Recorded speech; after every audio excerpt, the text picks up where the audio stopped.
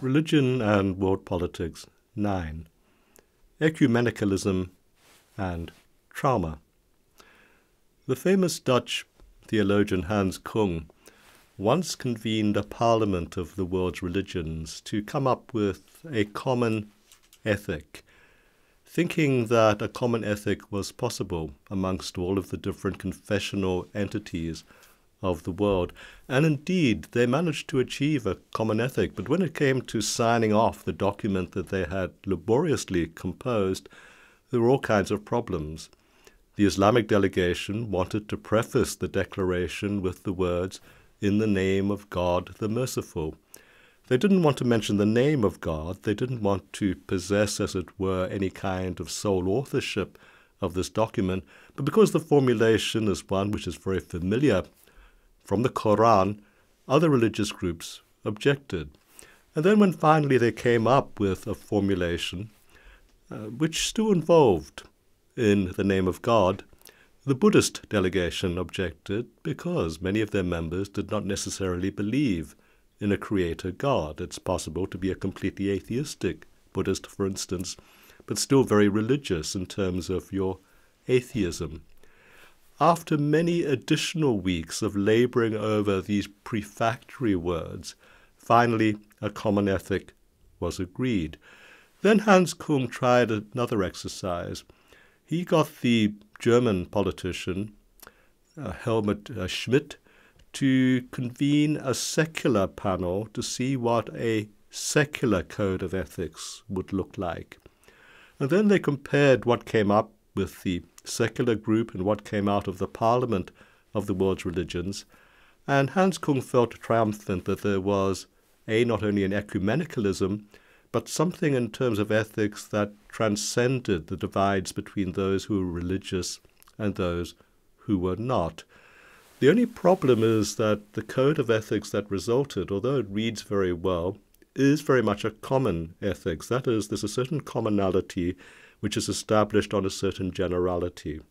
Everyone agrees, for instance, that one should help the sick, the wounded, and the dying. But if we take the case of triage, you have doctors working in a field hospital. People are streaming in from some war zone seeking for help, a pestilential zone, for instance. The doctors only have enough medicine to treat 1 in 3 people. How do you make the decision as to which of those people begging for help you do not treat? Doctors say that they will treat those who have got the greatest chance of survival.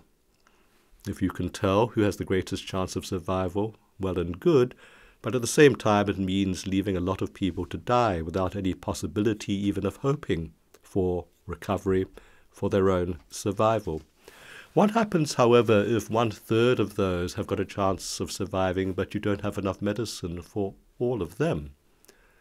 Well, on what basis does selectivity then take? There's a commonality there. They have a chance of recovery, but not everybody can be treated. Do you start choosing on arbitrary grounds, on random grounds? Do you start choosing from those who are your own, those who are of your own nationality, those who are of your own ethnicity, those who are of your own religion? At what stage does contingency intervene in matters of ecumenical commonality? At what stage does contingency overcome the implementation of compassion? And these are issues not dealt with in ecumenical debate. And this issue of contingency, what if contingency is founded on trauma?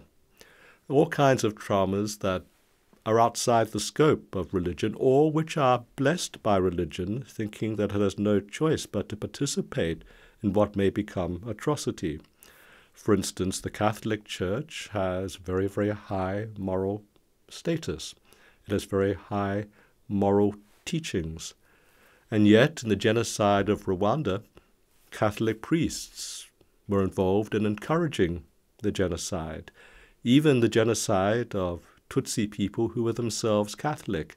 in this case ethnicity taking pride of place over religion.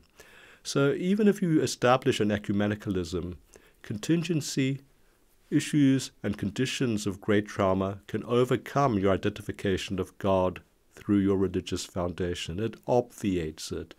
And if this trauma becomes so great, it can do one of two things. In our consideration, it can either overcome your religious foundation, or it can amplify it in a certain way in which the enactment of atrocity in the name of religion becomes greater than the teachings of compassion within that religion.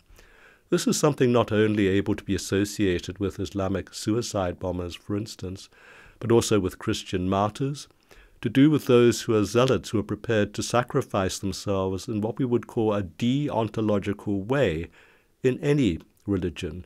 After all, the willingness of Jesus to go to the cross was a deontological act. It did himself harm. It was willful self-harm on behalf of a belief.